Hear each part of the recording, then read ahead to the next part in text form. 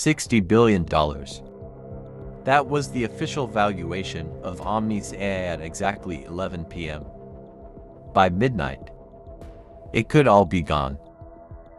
Marcus Vance stood alone on the balcony of his Manhattan penthouse, staring down at a city that never stopped chasing money. At 32, Marcus was America's AI golden boy. Magazine covers, private jets, Forbes lists. A billionaire before most people finished paying off their student loans. His company, Omnis AI, had promised something revolutionary.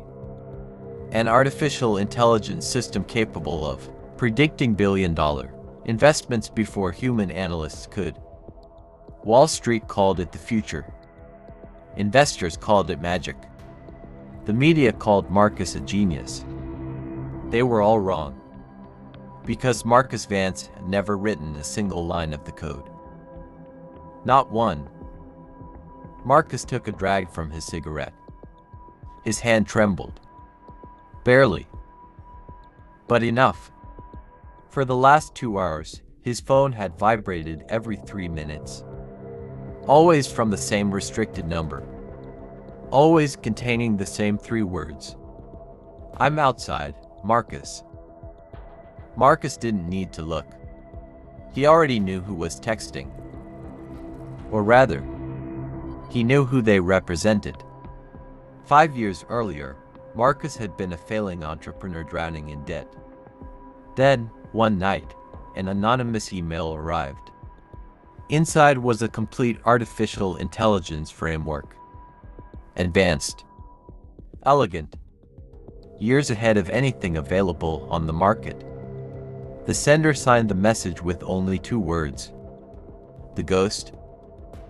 The arrangement was simple. Marcus would become the public face. The CEO. The visionary. The billionaire. In return, 50% of all profits would be transferred to an anonymous Swiss account. No meetings. No questions. No identities. For 5 years, the arrangement worked perfectly. Until tonight. Because tonight, Omnis AI had officially filed for its public offering on the New York Stock Exchange. Once regulators started examining ownership structures, a secret 50% partner wasn't just dangerous. It was criminal. Sarah, Marcus, everyone's looking for you. The SEC chairman just arrived. He wants to make a toast. Sarah Vance, Chief Operating Officer of Omnis. Marcus's wife. The woman who had built the company beside him from day one. And the one person who knew absolutely nothing about the ghost. If Sarah discovered the truth, their marriage would collapse. The company would collapse. And Marcus would probably spend the next 20 years in federal prison. Marcus just needed some air. Go ahead, I'll be inside in 2 minutes. I need to return a call to London. Sarah, don't take too long. We finally made it. Marcus watched her disappear. He counted to 10. Then unlocked his phone. Marcus, we had an agreement. The money was wired an hour ago. What do you want? A new message appeared instantly. No text. Just an attachment. A PDF. Marcus opened it and felt every drop of blood leave his body. It was a live security feed from his own apartment. Someone was sitting comfortably on his living room couch, wearing a tailored black suit, holding Marcus's favorite bottle of scotch. Waiting. Beneath the image was a single sentence. The money is fine, Marcus. But I don't want cash anymore. I want your seat. For the first time in 5 years, Marcus Vance realized something terrifying. He had built a $60 billion empire with a man he had never met. And tonight, the ghost had come to collect. Chapter 2, The $60 Billion Ghost. Marcus didn't take his driver. He couldn't risk a witness. The black Porsche cut through Manhattan traffic like a bullet. Midnight rain blurred the city lights into streaks of gold and white. Marcus gripped the steering wheel so tightly his knuckles turned pale. $60 billion. An IPO scheduled for sunrise. The American dream realized. And yet, Marcus Vance was driving toward what could very well be his execution. He checked the rearview mirror again. And again. Half expecting to see the FBI. Half expecting to see something worse. A shadow. Marcus was a master of control.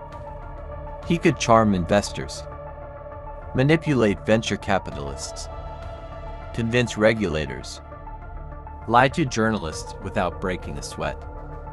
But the ghost was different. The ghost existed only in encrypted servers, hidden networks, and cold, merciless logic. Until tonight. Because tonight, the ghost was waiting inside his home. The elevator ride to the penthouse felt endless. Every floor made Marcus's chest tighten. Floor 30. Did the ghost intend to destroy him? Floor 35. Or steal everything he had built? Floor 40. The elevator chimed. Marcus stepped into the apartment. Darkness greeted him. Only the distant glow of Manhattan illuminated the room. Long shadows stretched across marble floors. And there, exactly where the security feed had shown, sat the figure. The stranger didn't move, didn't flinch. A charcoal suit, perfectly tailored, completely unbranded, impeccable. As Marcus stepped closer, the shadow revealed a face. It wasn't a hacker hiding behind a hoodie. It wasn't a rival CEO. It was a woman. Late 20s. Hair pulled tightly into a severe bun. Ice blue eyes.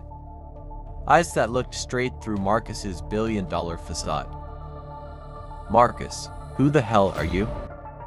And how did you get past my building's biometric security? The woman slowly sipped the 20-year-old scotch. She placed the crystal glass on the marble table. Calm. Precise. Completely fearless. Elena, biometrics are just data, Marcus. And data belongs to me. You can call me Elena. Although, for the last 5 years, you've simply called me your competitive advantage. Marcus, Elena, whatever this is, it ends tonight. The SEC already audited our systems. The IPO is locked. If you leak anything now, the Department of Justice will hunt you down. Elena laughed. Cold. Empty. Almost inhuman. She stood. She was smaller than Marcus. But somehow, she made him feel insignificant. Elena, you still think this is about the code? Don't you? You think I care about the algorithm I built for you? Marcus, then what do you want? I wired your money. $30 million is waiting in Zurich. Elena, 30 million. That's pocket change. Tomorrow morning, when the opening bell rings, Omnis AI connects directly to the federal trading infrastructure. You handed my algorithm the keys to the American financial system. Marcus felt the blood drain from his face. The room suddenly felt much smaller. Marcus whispering, "What did you put in the code?" Elena stepped closer. Close enough to whisper. Elena, a backdoor. A backdoor that allows me to redirect capital anywhere I choose. Tomorrow morning, you will resign. You will cite personal health reasons. And you will name me as your successor.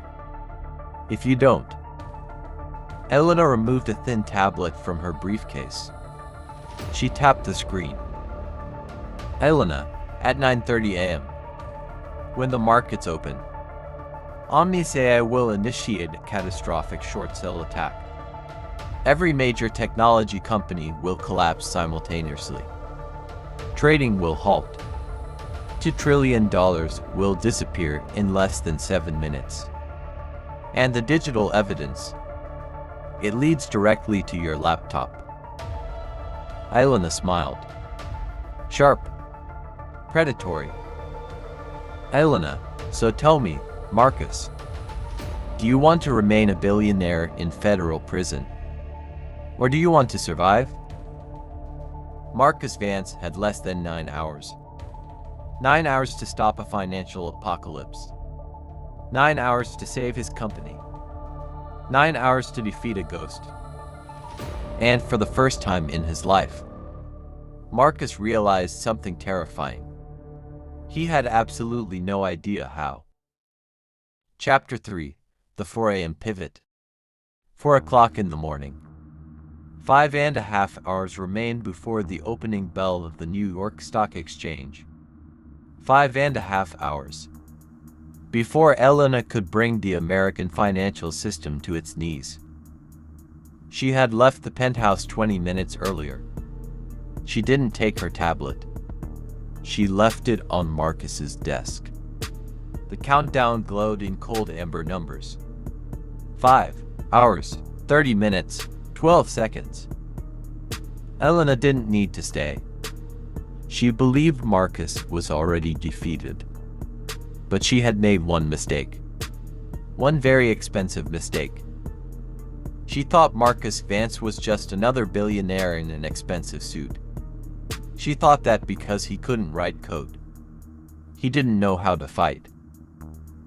Marcus ripped off his tuxedo jacket, rolled up his sleeves, and sat behind his desk. The fear was gone. Only calculation remained. Only survival. Marcus couldn't build an artificial intelligence, but he understood something far more valuable. People. And there was only one person alive who could destroy Elena's empire. Caleb sleepy. Marcus. It's 4 in the morning. Somebody better be dead. Marcus. Caleb. Listen carefully. I need the black box. Right now. Silence. The sleep disappeared from Caleb's voice instantly. Because the black box wasn't software. It was a weapon. 2 years earlier, Caleb had been Omnis AI's chief security architect. He designed every security layer protecting the company. Until Marcus paid him $10 million. To disappear forever. Caleb knew something wasn't right. Marcus made sure nobody listened. Caleb, Marcus. The black box is a kill switch. It doesn't fix the system. It erases it. Everything. Every server. Every algorithm. Every dollar of value. Your $60 billion company becomes worthless. Marcus, if I don't use it, there won't be a company left to save. The ghost is here. She's inside the system.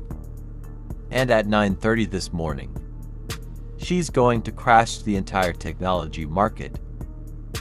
Caleb, my God. I warned you. I told you 5 years ago. That code never felt human. It felt designed. It felt like a trap. Marcus, I don't need a lecture. I need a solution. Can you deploy the black box remotely? Caleb, no. The SEC already mirrors your cloud infrastructure. If I trigger the wipe remotely, federal systems will classify it as a cyber attack. The only way is to activate it manually. Inside Omni's headquarters. Marcus walked toward the window. The rain had stopped. but thick fog swallowed Manhattan. Far below, Omni's headquarters stood like a fortress of glass and steel. 3 biometric checkpoints, hundreds of security cameras. One final chance. Marcus, how long? Once I'm inside. How long until the wipe is complete? Caleb, exactly 4 minutes. But think about what you're doing. The IPO dies. The investors lose everything. You lose everything. Marcus looked at Elena's countdown clock. 5 hours. 23 minutes. Time was running out. Marcus, I'd rather destroy my own kingdom than let a ghost rule it. Send me the access keys. I'm going to the office. 5 hours remained. 5 hours to save the country. 5 hours to destroy a $60 billion empire. 5 hours to stop the ghost.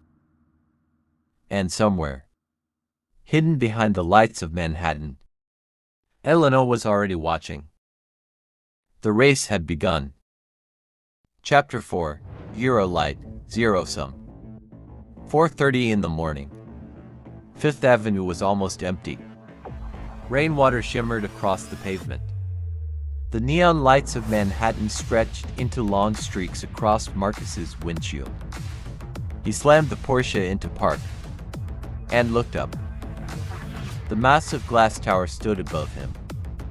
Cold, silent, and touchable. The Omnis Tower. The empire he had built. And the place where it might all end. During the day, this lobby never slept. Executives, investors, journalists. Billions of dollars changed hands inside these walls. Tonight, there was only silence. A giant digital display still showed yesterday's stock market numbers, frozen in time, as if the building already knew. Tomorrow would be different. Marcus walked toward the executive security gate. He tapped his badge against the scanner. Access denied. Marcus frowned. He placed his thumb on the biometric reader. Access denied. A cold chill ran down his spine. Something was terribly wrong. Voice through the building intercom. Good morning, Mr. Vance. You're a little early for the opening bell. Marcus slowly looked toward the security desk. The night guard was gone. His chair sat empty. Waiting on the polished mahogany desk was a single black smartphone. Its screen was glowing. Elena. She hadn't just hacked the software. She owned the building. Marcus. Elena. Lock me out all you want. I'll call the board. I'll call the FBI. I'll burn this company to the ground. Before I hand you the American financial system. Elena threw the phone. You still don't understand. I didn't lock you out. I locked you in. Marcus spun around. The glass entrance disappeared behind thick steel shutters. Every exit sealed. The lights flickered. Once, twice, then darkness. A second later, the emergency lighting activated. Everything turned blood red. Elena, the biometric controls belong to me now. The elevators are offline. If you want to activate Caleb's little black box, you'll have to climb 30 floors in the dark. And Marcus, you have less than 5 hours. After that, my algorithm takes control. Marcus stood alone, wrapped in crimson light, inside his own headquarters. He reached into his pocket. His fingers closed around the flash drive, the black box. 30 floors. 5 hours. One chance. He pulled out his phone. No signal. Not one bar. Marcus looked toward the heavy steel door marked stairwell. He pushed it open. Beyond the doorway, there was nothing. Only darkness. Only silence. Only 30 flights of concrete stairs standing between Marcus and the server room. The climb had begun. Every floor would test him. Every step would cost him time. And somewhere above, the ghost was waiting. Chapter 5. The 15th floor. Floor 12. Floor 13. Floor 14. Every step felt heavier than the last. Marcus's legs burned. His lungs screamed for air. For 5 years, he had built billion-dollar companies from conference rooms. He negotiated deals, signed contracts, moved markets with a single signature. He wasn't built for this. Only one thing lit the darkness: the screen of his phone. Its pale glow stretched long shadows across the endless spiral staircase. Marcus froze, every muscle locked. He slowly stepped onto the landing marked Floor 15. He switched off his phone screen, pressed himself against the cold concrete wall, and listened. Nothing. Only silence. Only the pounding of his own heartbeat. Then, a deep mechanical hum, coming from the other side of the steel door. A brilliant white light flooded the stairwell. Marcus raised his arm to shield his eyes. As his vision adjusted, he saw the impossible. The development labs were fully powered. Hundreds of monitors glowed across the office. Green code streamed endlessly across every screen. The entire floor was alive. Elena threw the building speakers. "You're making excellent progress, Marcus. I'm impressed. Most CEOs never make it past the 10th floor. Why don't you come inside and rest for a moment?" Marcus didn't move.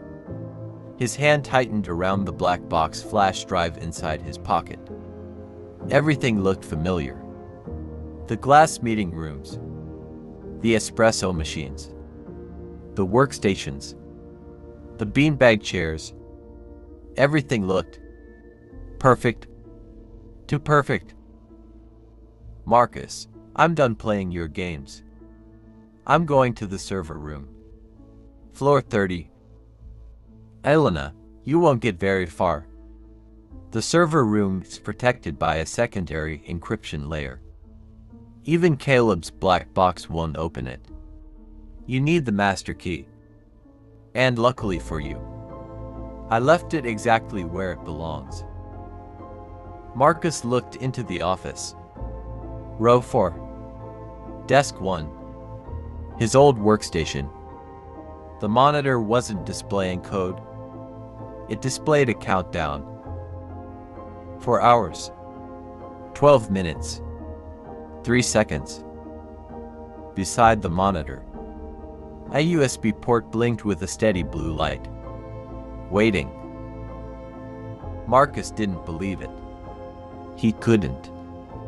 If he stepped inside, Elena could lock the stairwell forever. Trap him. Finish the game.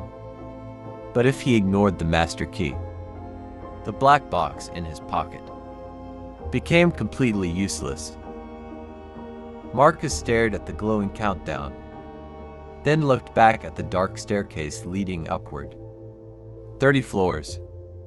1 mission. 2 impossible choices. 3 seconds. 1 decision. 1 wrong step.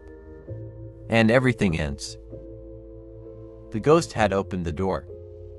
But was it an invitation? Or an execution? Marcus Vance had only one move left. And somewhere beyond the glowing monitors, Elena was already waiting. Chapter 6. The Ghost in the Machine. Marcus stepped across the threshold. There was no turning back. The cold white lights of the development lab buzzed overhead.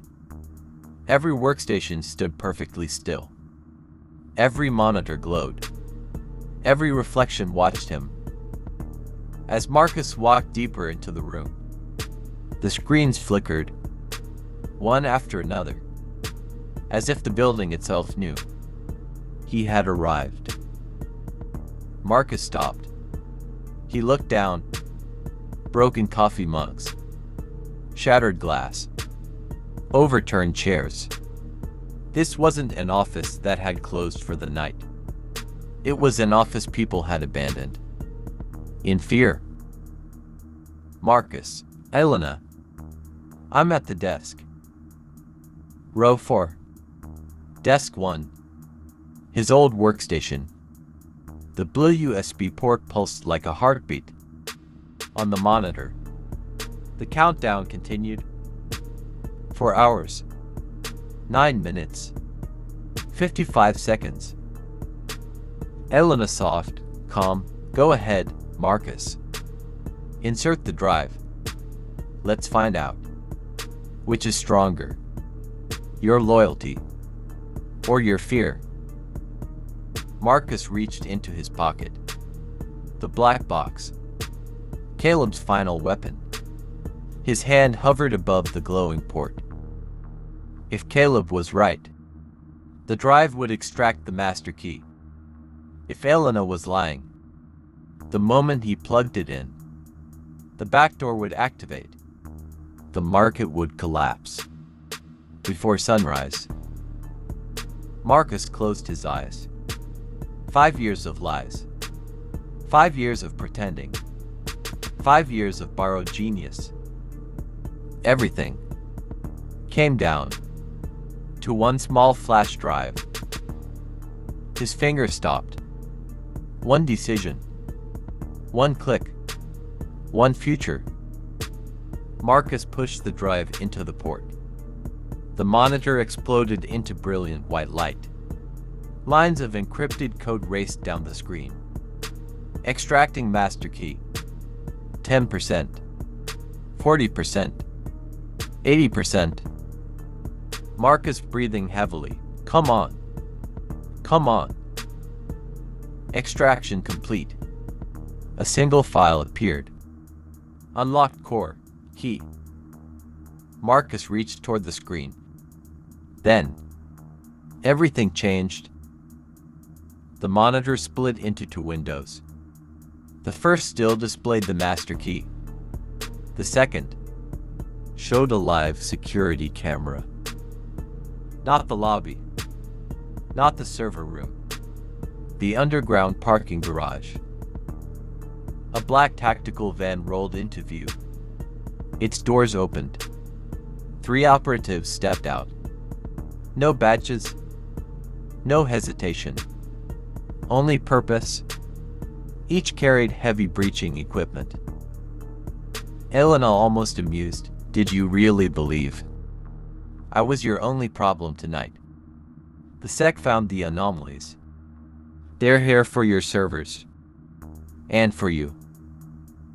Marcus felt the blood drain from his face. If the federal team reached the server room first, everything would be exposed. The backdoor. The hidden transactions. 5 years of lies. Elena, they've entered the service elevator. You have 7 minutes. After that, they reach the server room. If I were you, Marcus, I'd start running. The race had changed. A ghost waited above. Federal agents climbed from below. Marcus stood trapped between justice and destruction. 7 minutes. One final chance. The clock was no longer ticking. It was hunting him. Chapter 7: The 7-Minute Sprint. Marcus didn't hesitate. He ripped the flash drive from the terminal. The master key was finally his. Marcus charged back into the stairwell, 3 steps at a time. The emergency lights flashed crimson. The concrete walls twisted into long, moving shadows. Floor 16. Floor 17. Floor 18. Every step stole another breath. His legs screamed. His lungs burned. His heartbeat thundered inside his chest. But he couldn't stop. Not now. Federal agent echoing below. Federal agents. Move. Secure every floor. Target is heading upward. The extraction team had entered the tower. Professional. Disciplined. Relentless. And they were gaining on him. Marcus breathing hard. Come on. Keep moving. Don't stop. Floor 22. Marcus glanced at his phone. Still no signal. Then, the screen suddenly lit up. A message appeared. No sender. No network. Only one sentence. They're moving faster than you.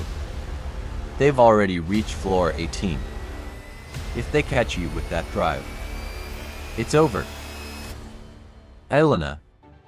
She wasn't chasing Marcus. She was watching him. Every heartbeat.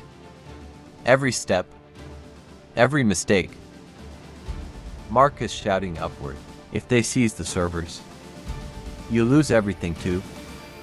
Your backdoor dies with this company. Elena, you still don't understand. I am a ghost. I can write another algorithm tomorrow. I can crash another market next week. But you, this tower, is your only legacy. If it falls, you disappear forever. Marcus pushed higher. Floor 26. Floor 27. Floor 28. His vision blurred. Sweat poured down his face. His legs threatened to collapse beneath him. Federal agent, we've got movement. Upper stairwell. Move. Move. Marcus threw every ounce of strength into the final climb. One last flight. One last chance. He reached the reinforced titanium door. Floor 30. The biometric scanner glowed red. Marcus jammed the flash drive into the maintenance port. His hands trembled. Sweat dripped onto the keypad. Reading master key. Federal agent just below. Federal agents. Don't move. Hands where I can see them. Marcus never looked back. His eyes stayed fixed on the scanner. One blinking light. One final hope. Processing. The light turned green. The lock released. The titanium door slowly opened. Marcus stepped inside. He almost smiled. Then, a hand closed around his shoulder. Everything stopped. The race wasn't over. It had only reached its most dangerous moment. Behind him stood someone he never expected to see. Chapter 8: The Quantum Core. The titanium door swung open. A blast of freezing air struck Marcus in the face. The quantum core was alive. Every processor, every server, every algorithm, working at full capacity. Marcus stumbled forward. Then, a heavy gloved hand grabbed his shoulder. Federal agent shouting, "Federal agents, get on the ground. Hands behind your head." Marcus didn't stop. He couldn't. with every ounce of strength he had left. He twisted free. His jacket tore loose. He sprinted deeper into the endless maze of glowing server racks. Federal agent, taser missed. He's heading for the core. Move.